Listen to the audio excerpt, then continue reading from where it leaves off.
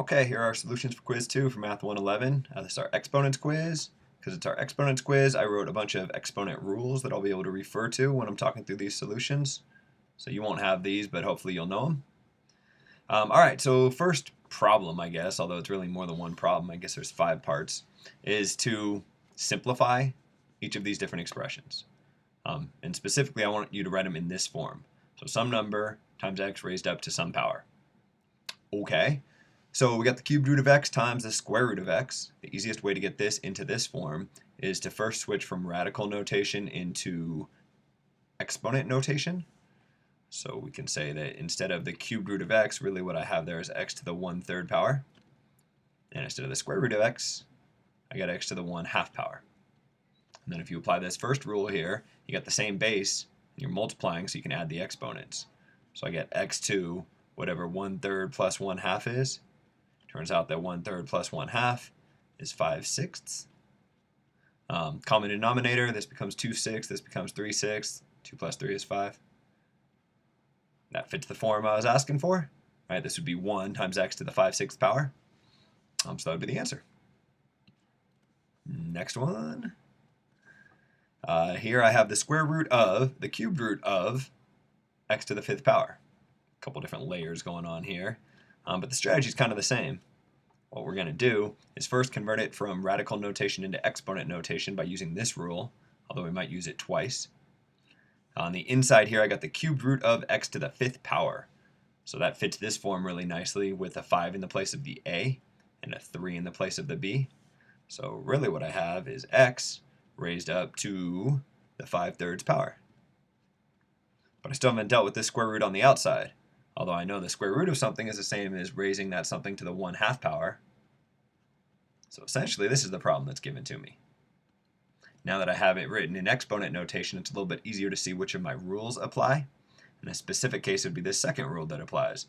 I got an exponent raised up to another exponent. And the second rule says that when you're in that case, just multiply two exponents.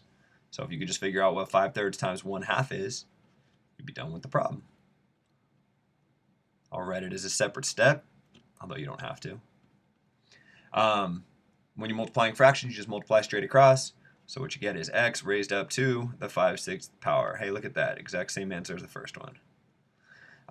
This one won't be x to the 5/6 power, I think, the third one. So here we got the square root of 2x times the square root of 8x to the 3rd power. What are you going to do? Well, you got some options, but what I would do is I would rewrite this. And instead of having it in radical notation, I would have it in exponent notation. Why would I do that? Because then it'll fit one of my rules. In this case, it fits this rule. Might be a little bit hard to see. Playing the role of x here is 2x. And playing the role of a is 1/2. And then playing the role of y is 8x cubed. And note that I have the same exponent. So when you have the same exponent, all you got to do is multiply all that stuff together. So 2x times 8x cubed would be 16x to the 4th power. So we're not quite in the form we want. We're almost there. 16x to the 4th power raised up to the 1/2 power. What are you going to do with that? Well, I guess we'd kind of use this rule in reverse. I mean, one way to do it would be to use this rule in reverse. Essentially, I have a product of stuff raised up to an exponent. So I can take that exponent and bring it down to everything inside the product. I can say that this is, maybe I'll go down a line so I have room, 16 to the 1/2 power times x to the 4th to the 1/2 power. Now how do I simplify that? Well, 16 to the 1/2 power, remember that raising something to the 1/2 power is the same as taking the square root of it. And the square root of 16 is a number that I know. Get there in the next step.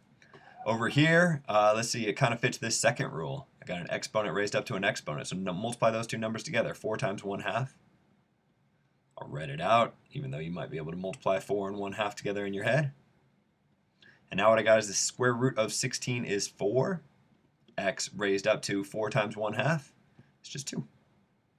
So for my final answer, I get 4x squared. All right, moving on. This jumbled mess. Kind of like one of the homework problems we saw.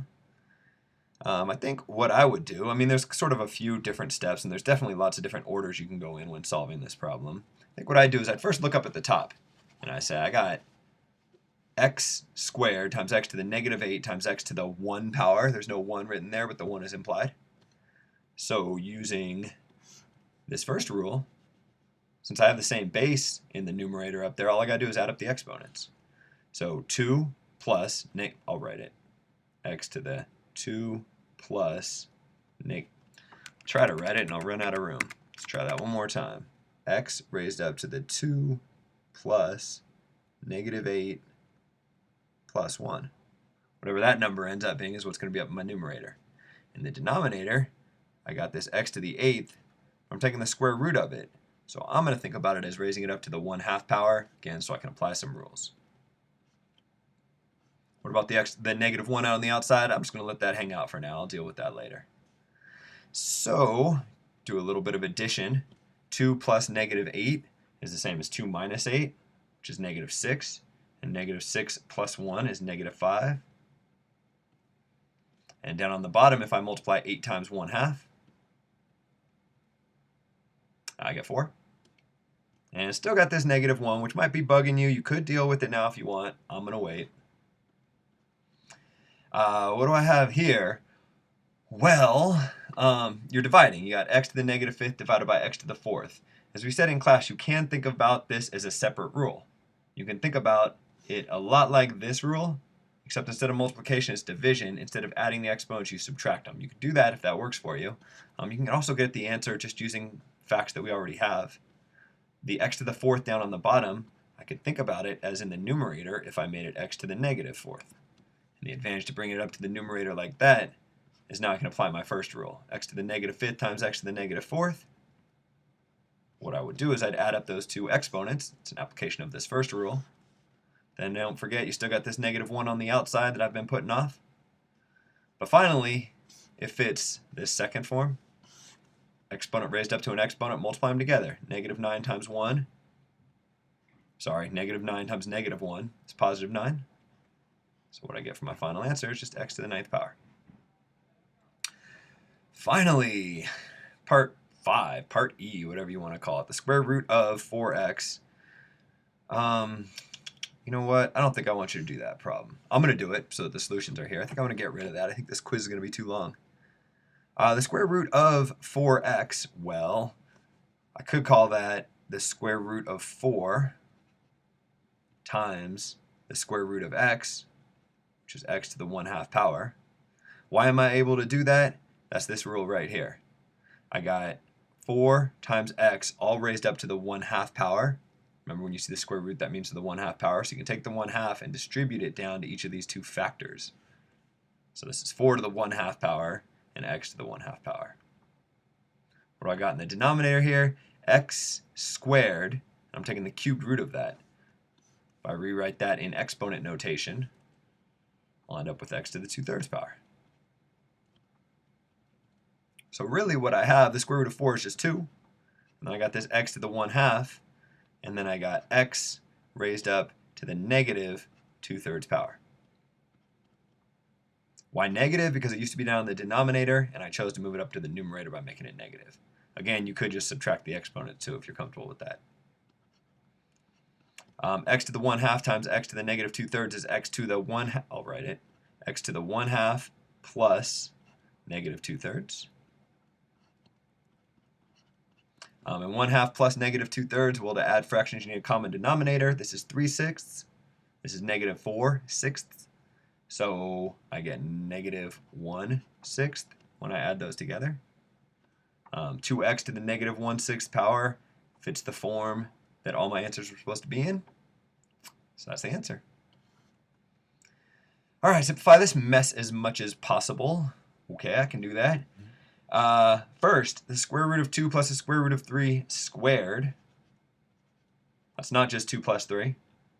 You can't distribute this exponent to each of these terms because of this addition sign in here. You have to instead think about it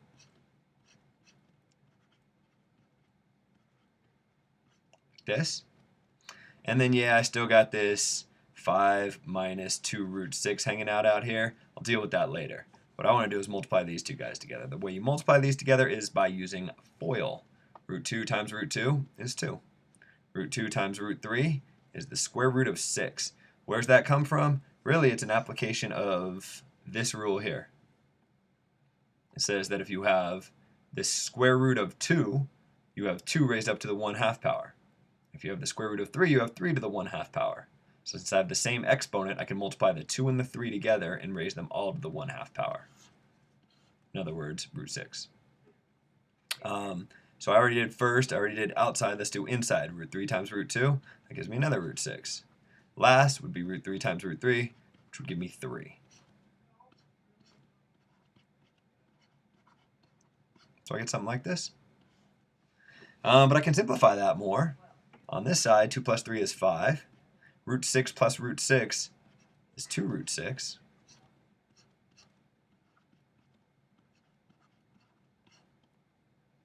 So this simplifies to this. And what you may notice here is you have a difference of squares. You have these two conjugate pairs, and anytime you multiply together conjugate pairs, you get a difference of squares. If you recognize that, it'll save you a little bit of time. If you don't recognize that, that's okay. You can still do the problem. You can say 5 times 5 is 20. You could FOIL, essentially. 5 times 5 is 25. 5 times negative 2 root 6 would be negative 10 root 6. 2 root 6 times 5 would be positive 10 root 6. And then 2 root 6 times negative 2 root 6, well, it's negative because a positive times a negative is a negative. And then I have 2 times 2 gives me 4. And the square root of 6 times the square root of 6 gives me 6. So I have 25, negative 10 of these square root of 6 things, plus 10 of these square root of 6 things. Those are going to cancel out. And 4 times 6 is 24. So when all the dust settles, it all simplifies down to just 1. That's the answer to this problem. That's the end of this quiz.